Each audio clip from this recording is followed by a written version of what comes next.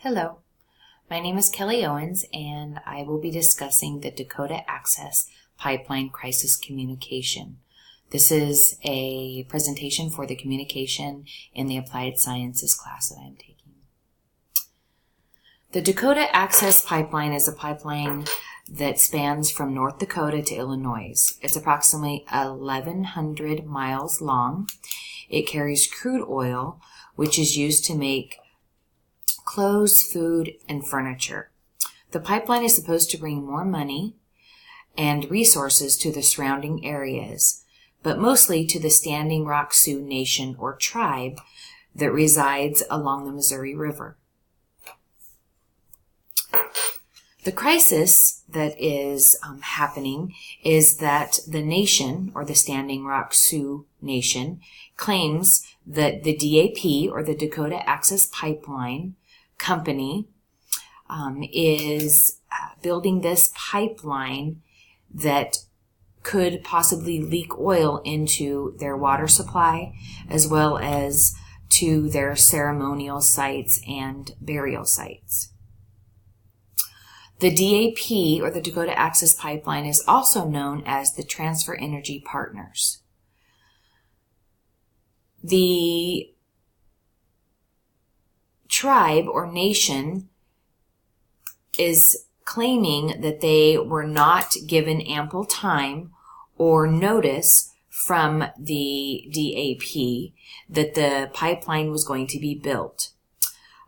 They claim that the Army Corps of Engineers did not complete the necessary investigation into the area where the pipeline runs, and that they weren't informed of the construction taking place. The company that is building the pipeline, they are being sued by the nation as well as the Army Corps of Engineers due to violating the National Historic Prevention Act that protects the Native American lands from federal takeover. The Energy Transfer Partners, or the DAP, claimed they had given ample time to the nation to voice their concerns, but they never did, leaving them the right to build the pipeline. The second crisis that was not handled correctly was that when the protesters were at the site protesting, they claimed they were inhumanely treated by the authorities as well as the security guards for the DAP, or the Energy Transfer Partners. The protesters were faced with being shot by rubber bullets, tased. They were sprayed in the face with mace, and they were put in cages like dogs with numbers put on them so they could be identified. They claimed, like I said, that the civil rights were violated. They stated that they are going up against a corporation. They're ready to hurt and kill us. We are always peaceful. We are here with our elders, and the majority of us are here to do ceremonies. With this crisis, there are different ways that crises can be handled, and the crisis was handled in 4 different ways. The first way it was handled was that they used simple denial, and that was the image restoration strategy of simple denial, due to the nation not being fully informed of the construction from the DAP or the Army Corps of Engineering. The second would be the shift of blame, because the Energy Transfer Partners, or the DAP, actually blamed the Army Corps of Engineers for not doing thorough environmental studies before the building started.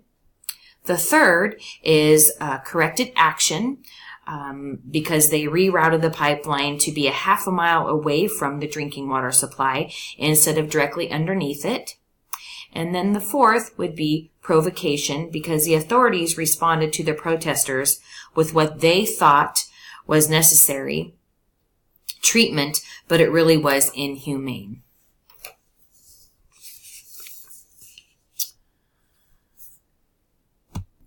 So, the result of the crisis. In 2016, the nation, or the Standing Rock Sioux tribe or nation, won a battle and were granted an order for the Energy Transfer Partners, or the DAP, to halt the construction of the pipeline until the appropriate environmental studies were done.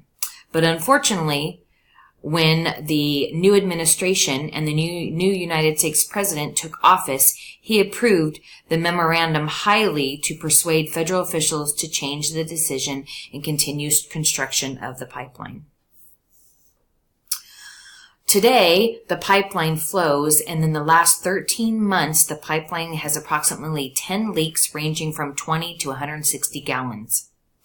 The EAP states that the leaks are of no danger to the water supply or the sacred sites. But who is really to say that it isn't a danger to the water supply or the sacred sites? This entire crisis has been horrific for the Standing Rock Sioux Nation. They have been traumatized, they have been treated inhumanely, and have had their rights violated. They have lost the battle, but they will continue to fight the war. And even though they lost the battle, this could not keep the pipeline from being built or operating. Their pending the lawsuit can have significant outcome for many nations to come. This ruling could set a precedence regarding treaty rights and environmental justice. Using my ethical and moral values as well as my experiences, I treat all my students in my workplace with respect and expect it in return. I strive to think about the laws and know that just because something may be legally acceptable, it does not mean it is ethically or morally acceptable or right.